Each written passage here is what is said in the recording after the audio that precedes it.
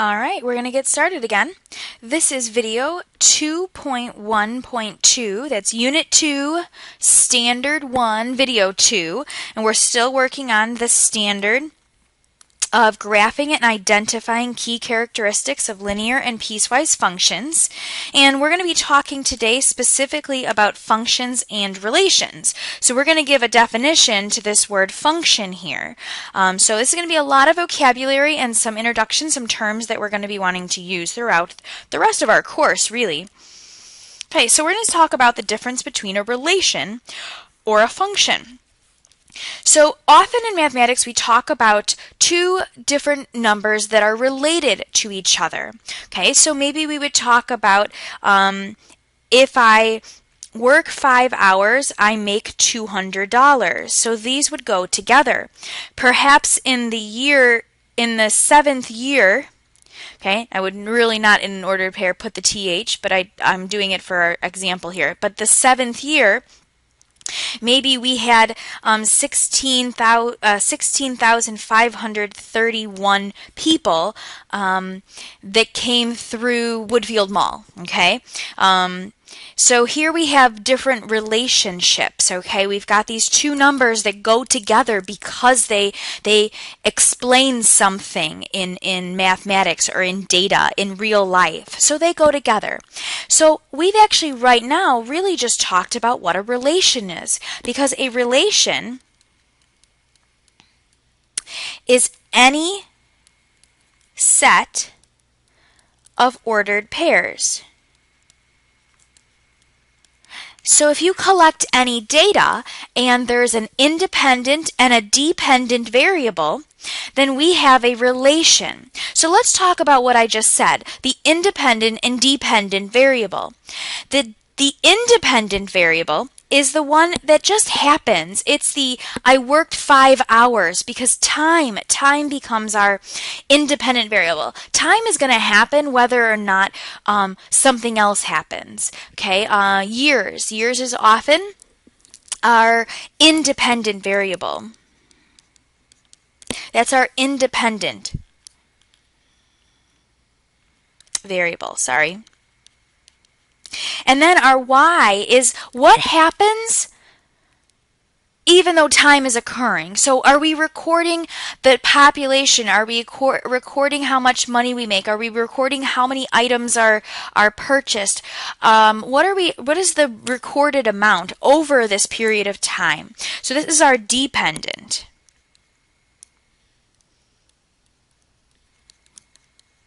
variable. So these are what we will have in a relation, any set of ordered pairs. Now a function is a very special relation.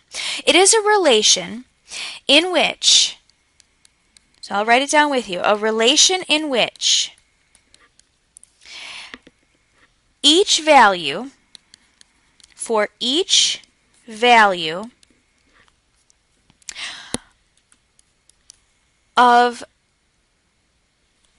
let's just go with the independent variable.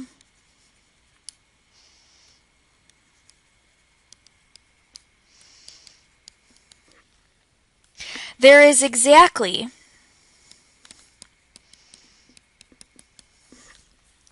one value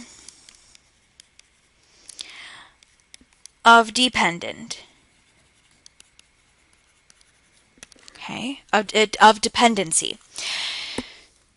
I'm going to give you a moment to write that down. Go ahead and pause for a second to make sure you got that down, and then I'm going to say it again, maybe 2 to 3 different ways so that we can understand what it means. Go ahead and pause.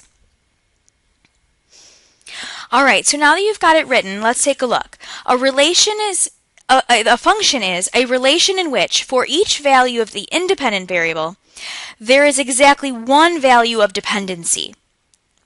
That means that for let's just use time as our independent variable and how much money we make. Okay, that means that there is only one outcome if I work 1 hour. So it's not like I work 1 hour and I could make $12 or I can make $15. Okay, there's only one of those that's going to be a possibility. Now that happens again. So for 2 hours, I can't make $20 or $35. I'm only going to make one amount if I work 2 hours. So there's, for every x, there's only one y. For every x, there is only one y.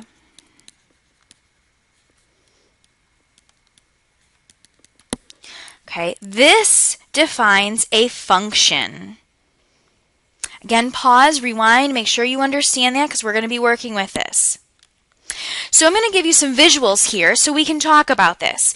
And I think the best way to do this is to go ahead and write down the ordered pairs that come out of this. So here we have our 1 value, and our 1 is going to a 2. Okay, so I'm choosing a value from A. A is our independent, and B is our dependent because it's depending on where it comes from A. So this is the dependent. So 1 goes to 2, 3 goes to 2, 5 goes to 7, and 9 goes to 8. Now what we need to know is, does each value of our x's go to only one y value, or are there 2 outcomes? Okay, so this is like an input, and this is your output. So each input can only go to one output. It can't go to a second output, because that would be like earning 2 different dollar amounts for working the exact same amount of time. So this was what we have right here. It is a relation, but in fact, it's a function. Remember, they're both relations, but this one is a function. Let's look at the next one. 1 goes to 2, 2 goes to 3, 3 doesn't go anywhere, that's okay. 4 doesn't go anywhere, that's okay. 5 goes to 4, whoa, wait a minute. 5 goes to 4, 5 goes to 5, and 5 goes to 7. That means that 5 produces a 4, 5 produces a 5, and 5 produces a 7. This is not a function. Let's take a look at this in different forms. So here I've got a graph. My graph, if I were to start making some ordered pairs on my graph,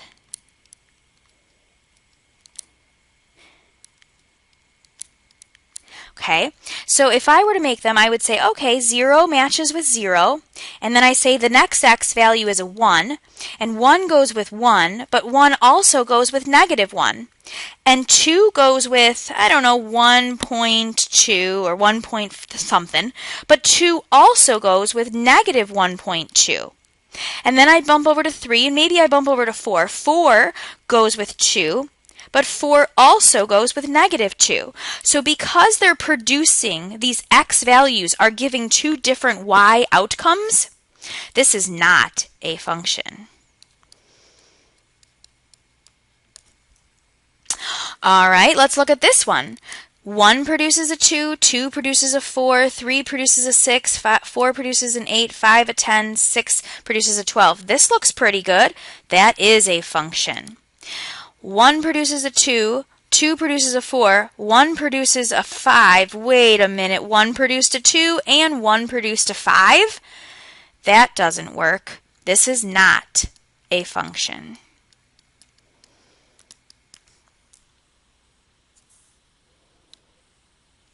All right, next thing we're going to talk about is something called function notation. Because we're going to be working with functions and non-functions in our class, we have to be able to identify them.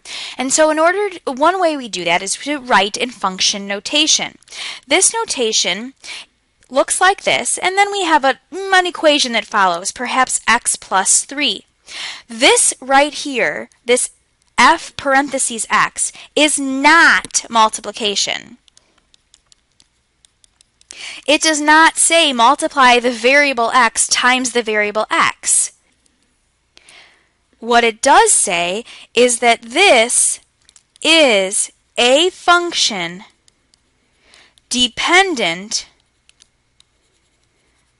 on x. Now, to be dependent on x means that x is your input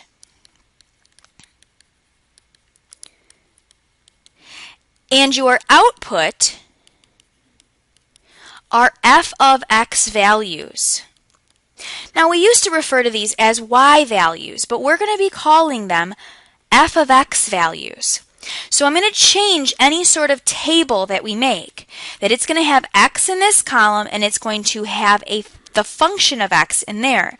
So it still means that we're talking about the y values, but we're identifying that this is a function of x, that x is the input, x is the independent variable, and that the output, so whatever is produced, is the dependent variable. This is really important here, so I want you to go back and listen to that if that's not very clear. This is a function dependent on x. X is the input, okay, and the output are your f of x values, which are the y values. We're going to use the correct language and call them f of x values. This is our function notation. On the next slide, we're going to see different ways we can use the function notation. Okay, so we have two different functions. Because I'm talking about two different functions, I often will use a different letter. It doesn't mean that it's a gunction and we'd use a G instead of F. F is the initial one that we would use. It's our go-to label, but we would use G or H. You'll see lots of them. Sometimes we'll have a C of x. It'll look like this, C of x. And then sometimes that C is just referencing that maybe this is about a cost. So this would be the cost function. Or we might have a revenue function. Like when we make money, we have a revenue function. So it's just that capital letter that we might use is just a very specific type of function for the word problem that we're working with or something. But we may use different letters. Anyways, back to how to use it. So let's say I wanted to know about something called f of 2. This notation means that my x equals 2, and so I want to sub in x equals 2 to the equation. So we're going to sub it in. So f of 2 is 3 times 2 minus 2. So if I were to simplify f of 2, and that's what it's pronounced as, f of 2, then that would be 3 times 2 is 6 minus 2 is f of 2 equals 4. This would be the same as if I said, what is the y value when x equals 2? You would put in a 2, you would get a 4, but we're calling it f of x, and specifically f of 2 equals 4. So this produces the ordered pair 2, 4. It's a different notation. It's called function notation. So let's also find f of 0. And then I'm going to give you a moment over here, and I want to find g of -1, g of 6, and g of w. Go ahead and pause and see how much of that you can try on your own, and then check back with me.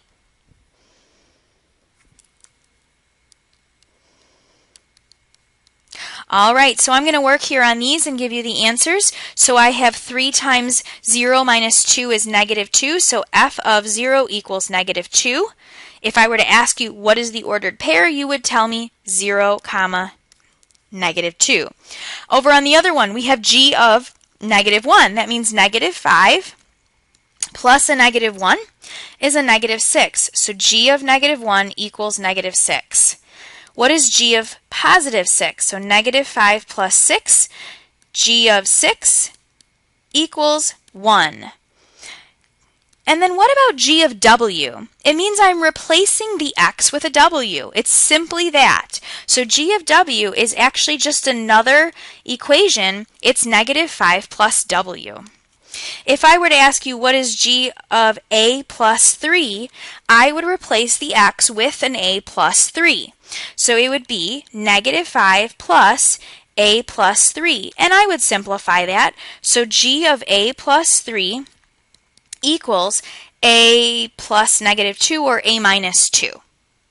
Again, review this and get to try the practice that's provided and also try the entrance slip on Schoology.